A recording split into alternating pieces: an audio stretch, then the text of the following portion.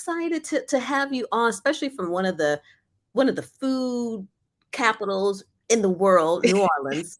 And then also, I just love New Orleans just for how it captures the history of the culture. Mhm. And I know earlier this or last year, rather, we talked to Iris Radeau, who is the first Black winemaker in America, a Creole, and Uh, she just shared her story growing up in New Orleans, passing as white, knowing Leah Chase. It was just a real fascinating story, and then moving out to California, and boom, starting a vineyard, and here history was made. So New Orleans is definitely a special spot. I'm gonna have to go listen to that one. Yeah. Yes, but we're going to talk to you about food and travel and just all the amazing things that you're doing, and just diving into your food journey. So let's get started with Southern Girl at Heart. Where are we born, raised, all that good stuff? So I was born in Baton Rouge, Louisiana. So Okay. I am a true Louisiana girl. Been in Louisiana all my life. I moved to New Orleans actually for college. So I've been in New Orleans for pretty much all of my adult life. Okay. Moved out here and things just kept lining up. So I stayed. Okay, okay. So growing up, tell me about the food. What's in the kitchen? What's the parents cooking, mom cooking, grandma?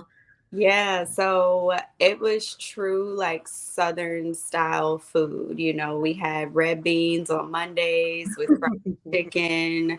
My grandmother was making collard greens all the time, which I absolutely love collard greens because of her. She was like the first person to teach me how to like wash them and pick them and all of that.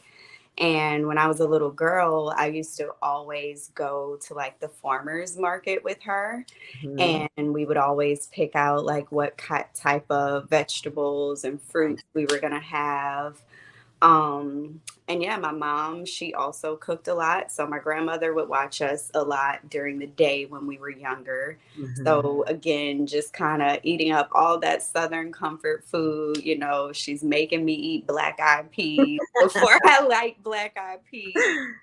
Um, and then with my mom, my parents, they are still together till this day, but both of them worked. So my sister and I, we had to kind of learn once we got to like a decent age. Mhm. Mom and dad are at work, like we're at home, especially during the summer. So my mom didn't play. She was like, everybody needs to chip in and do their part.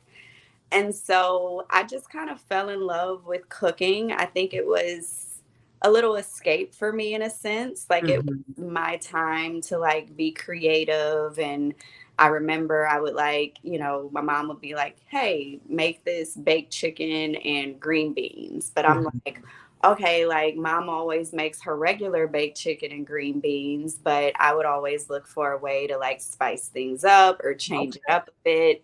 Because I was at one point I would watch a ton of cooking shows too. Wow. So they would give me like I'd hear of things that I've never heard of before or spices that like my mom wasn't even using, like curry, for instance. Mhm.